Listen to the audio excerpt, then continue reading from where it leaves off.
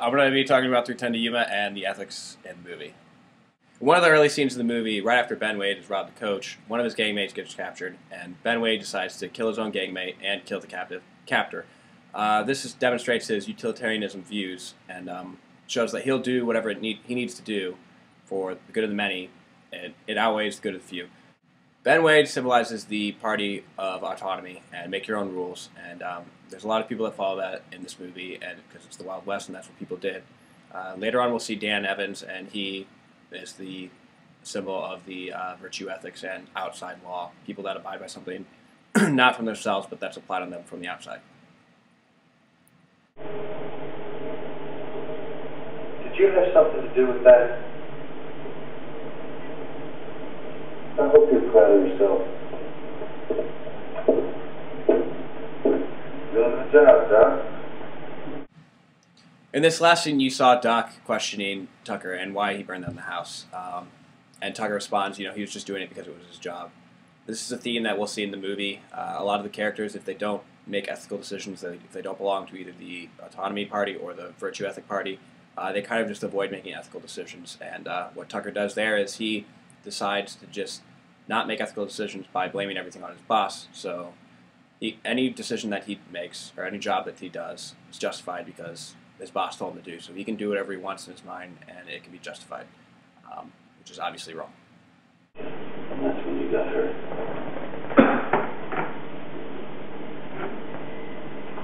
What are you doing out here, Dan?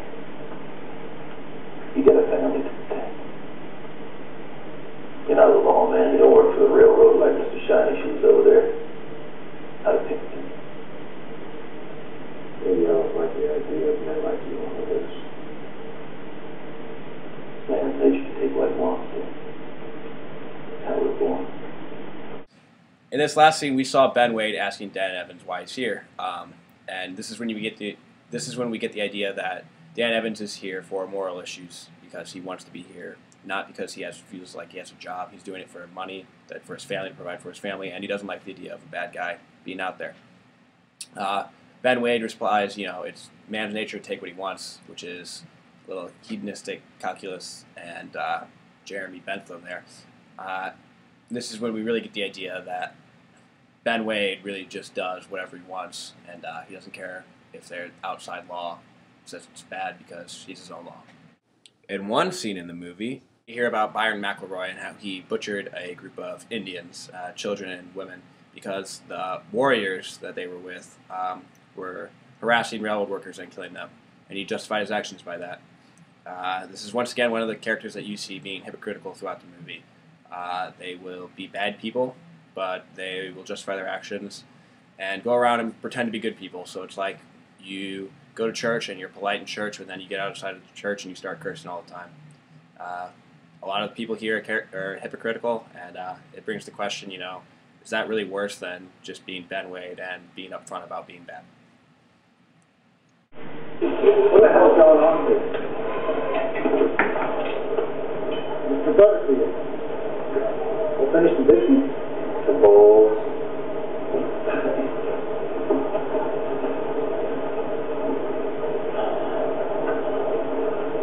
Better hurry. We're making the last blast in the mountains this week. That's my prisoner. I'm taking him into detention and putting him on the prison train to Yuma. A prisoner. Come now, Mr. Bolt. That's Ben Wade you have there.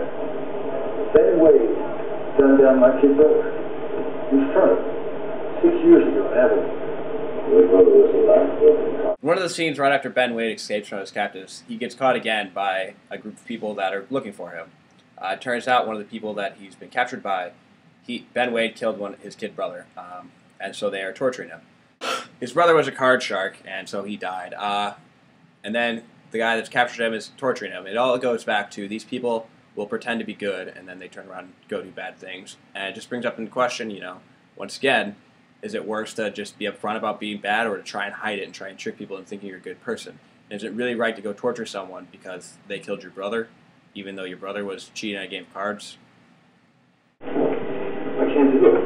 Okay? And if I can't do it, you shouldn't do it either. I always say discretion is the best part about it. You think you have an obligation to me or to the railroad?